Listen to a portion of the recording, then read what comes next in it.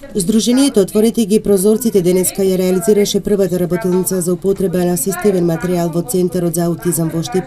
Компјутерите се нешто за што овие деца пројавуваат интерес и нив и на родителите ќе им биде од помош во секојдневната комуникација, велат од ова здружение.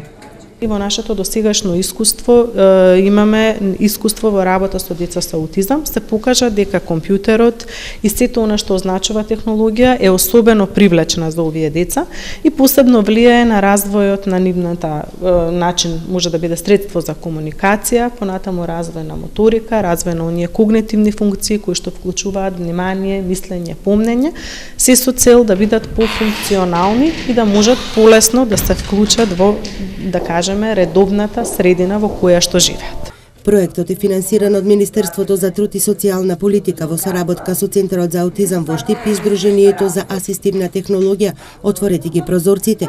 Во рамки на проектот е работено на неколку сегменти, меѓу кои јакнење на капацитетите на стручниот тим за работа со децата со аутизам.